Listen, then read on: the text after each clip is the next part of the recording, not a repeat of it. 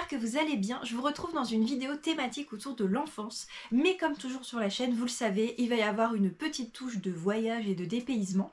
On va donc partir au Canada, en Roumanie et en Islande. C'est parti! Je ne pouvais évidemment pas vous faire une vidéo sur le thème de l'enfance et ne pas vous parler du tome 1 de Anne de Green Gables de Lucie Maud Montgomery, paru aux magnifiques éditions Monsieur Toussaint Louverture. Et pour ceux qui souhaiteraient plutôt un format poche, sachez que la saga est éditée chez Point. Voilà.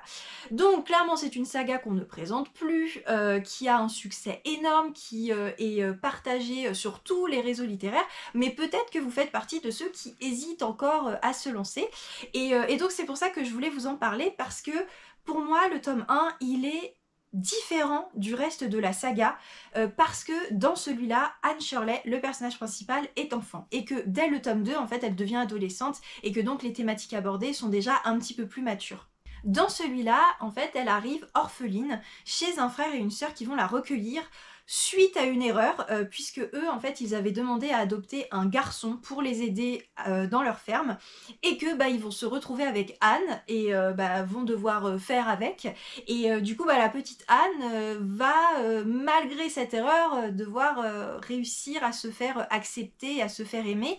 Et c'est vrai qu'à la base, c'est pas forcément facile gagné d'avance, puisque c'est une petite fille qui est extrêmement bavarde et qui est très fantaisiste, qui a plein d'imagination, qui se crée plein d'idées, plein de rêves, et au milieu d'un monde agricole, de la terre, où les gens sont plutôt taiseux et à pas trop dire ce qu'ils pensent et ce qu'ils ressentent, et forcément elle va détonner. Je sais que justement la fantaisie d'Anne peut gêner certains à la lecture du tome 1, parce que ces monologues peuvent être assez longs, et puis voilà, ça peut être un peu tiré par les cheveux parce qu'elle n'arrête pas, elle est tout le temps en train de s'inventer plein d'histoires.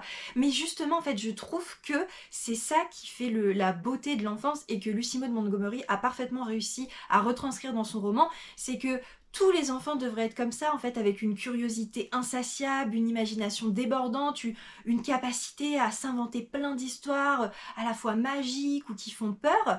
Et justement, en fait, dès la fin du tome 1, elle devient adolescente, ça commence à se perdre un petit peu, et même si par la suite, dans le reste des tomes, elle va toujours conserver ce petit grain un peu de fantaisie, mais forcément, avec les années, ça va s'atténuer. Donc je trouve en fait qu'il y a vraiment une différence entre le tome 1 et le reste de la saga. Donc clairement, si ce trait de caractère vous embête un peu, sachez que dès la fin du tome 1 et à partir du tome 2, vous le retrouverez plus du tout de la même façon, et que zut, en fait, il faut se souvenir comment nous on était enfants. Alors peut-être que vous n'étiez pas du tout fantaisiste comme ça, mais moi je me reconnais complètement dans Anne, en fait, parce que moi aussi je partais dans tous les sens, j'étais dans mes rêves, dans mes idées, je m'inventais plein de choses, plein de monde, et je trouve que c'est vraiment un roman doudou à souhait, très ancré dans la nature, parce que Anne, elle s'émerveille beaucoup d'un peu tout, et moi en fait je pense que ce que les gens ont pu juger agaçant, moi ça m'a beaucoup fait rire, en fait, j'ai passé mon temps à rigoler, et oui, moi aussi parfois j'ai pu la trouver agaçante, mais ça me faisait rire, voilà. Et en tout cas, sachez que si vous n'êtes pas pleinement convaincu, la saga de Anne, c'est un classique de la littérature canadienne, donc comme en plus c'est très facile d'accès, et ça fait toujours bien de se dire qu'on a lu des classiques d'autres littératures.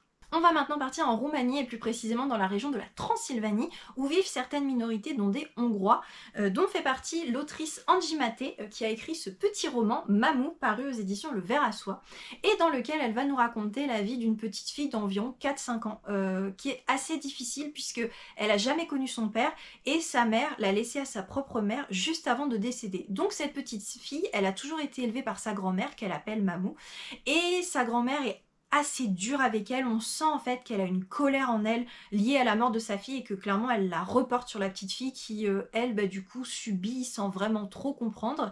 Et au milieu en fait de cette vie dure, et c'est là où je trouve qu'on peut faire un lien avec Anne de Green Gables.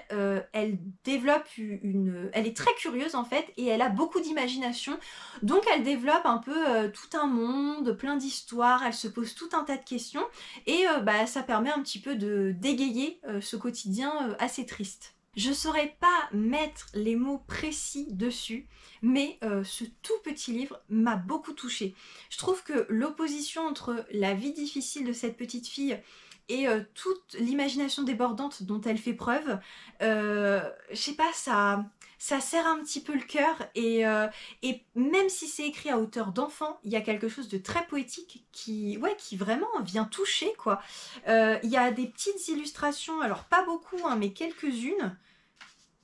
Voilà, il y a des petites illustrations et du coup ça vient enrober un petit peu le tout.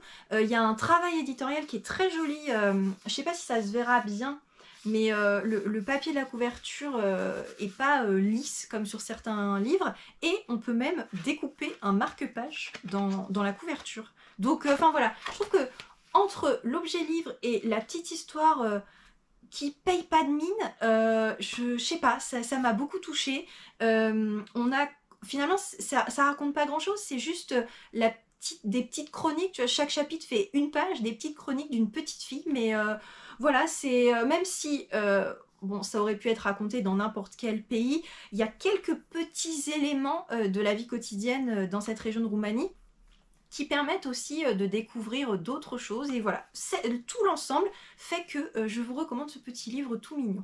Et enfin, je voulais vous emmener en Islande avec à nouveau un tout petit livre, Album de Gudrun Eva Minervudóttir. Je suis désolée pour la prononciation. Alors moi, à l'époque, je l'avais lu chez Pocket, mais j'ai vu que maintenant, il est épuisé et qu'il est édité par Tusitala. Donc je vous mettrai l'image quelque part. Et en fait, je voulais vous le présenter parce que l'autrice, elle crée un petit concept que je trouve très original, c'est qu'en fait, elle va essayer de créer une sorte d'instantané littéraire en se basant sur l'idée d'album photo. C'est-à-dire que quand on ouvre un album photo, et ben à chaque photo, on a plein de souvenirs qui nous arrivent, plus ou moins détaillés, de façon plus ou moins ordonnée. Et en fait, elle essaye de recréer ça dans son petit livre, où elle enchaîne comme ça les souvenirs, comme si elle nous collait en fait des photos. Et du coup, bah, il y a un très gros rapport à l'enfance avec tous les souvenirs qu'on peut avoir. Du coup, enfin voilà, j'ai vraiment trouvé le concept original, donc je me disais que c'était sympa de vous le présenter. Surtout que même si, bon, l'enfance a quelque chose d'universel et que en l'occurrence, elle nous raconte pas vraiment de choses typiques de l'Islande, c'est comme pour Mamou, il y a quand même quelques petits éléments qui sont toujours très sympas et enrichissants à découvrir. Maintenant, c'est vrai que voilà, je vous cache pas que le concept, il a aussi ses limites, dans le sens où, bah, justement, en fait, c'est un peu fouillis. Les souvenirs n'ont pas trop de liens les uns avec les autres, et du coup, c'est vrai que c'est un petit peu dommage parce que, bah, on lirait pas non plus 400 pages comme ça, quoi. Mais, comme il fait, je sais plus, même pas 150 pages, c'est tout petit. Je trouve que c'est le genre de petit livre à avoir dans sa pile à lire pour pouvoir justement entrecouper des grosses lectures, des pavés ou des choses très profondes où il faut qu'on se concentre. Voilà, on sort ce petit livre, on a plein de petits instantanés, c'est sympathique, c'est rafraîchissant, et voilà. Et en plus, on peut dire qu'on a lu une autrice islandaise, pardon. Voilà, c'en est tout pour ce petit voyage littéraire en enfance, j'espère que ça vous aura plu. N'hésitez pas à me dire si vous êtes d'accord avec moi par rapport au tome 1 de Anne de Green Gables, je pense que vous êtes beaucoup à l'avoir lu. Si pour vous aussi il y a vraiment une différence entre celui-là et la suite de la saga, parce que pour moi, oui, clair et net, mais peut-être que c'est pas l'avis de tout le monde. Et puis je serais curieuse de savoir aussi si vous connaissiez les deux autres livres, parce que ça pour le coup c'est moins sûr. Voilà, sur ce, bah, écoutez, je vous dis à très vite dans une prochaine vidéo. Hasta luego!